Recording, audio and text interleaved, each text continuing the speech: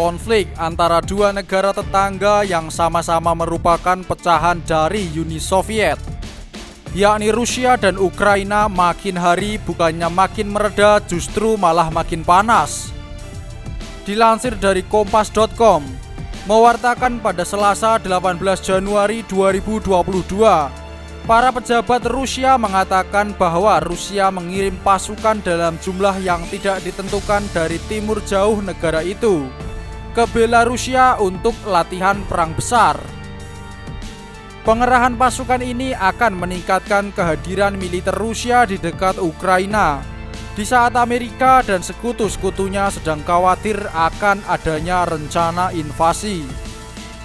Wakil Menteri Pertahanan Rusia, Alexander Fomin, mengatakan latihan bersama dengan Belarusia akan melibatkan latihan tanggapan bersama terhadap ancaman eksternal.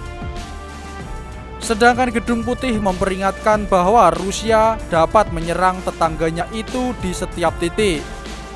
Begitu pula dengan pejabat Ukraina yang memperingatkan bahwa Rusia dapat melancarkan serangan ke Ukraina dari beberapa arah termasuk dari Belarusia.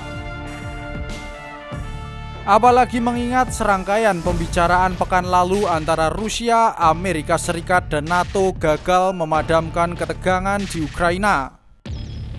Dan nanti pada Jumat 21 Januari 2022, Menteri Luar Negeri Antony Blinken akan kembali bertemu Menteri Luar Negeri Rusia Sergei Lavrov di Jenewa dalam upaya lain untuk meredakan krisis.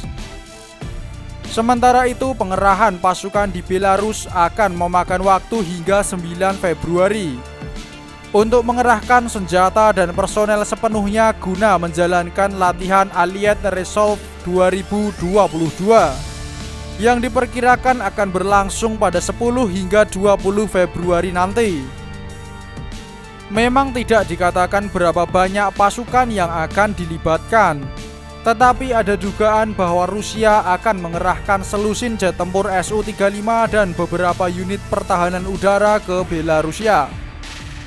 Pengerahan itu akan memperkuat sekitar 100.000 tentara Rusia dengan tank dan senjata berat lainnya yang sudah berkumpul di dekat Ukraina.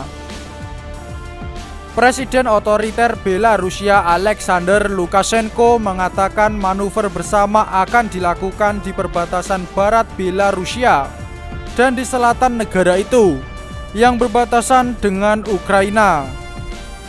Lukashenko yang semakin dekat dengan Rusia di tengah sanksi barat atas tindakan keras pemerintahannya terhadap protes domestik, baru-baru ini bahkan menawarkan diri untuk menjadi tuan rumah senjata nuklir Rusia.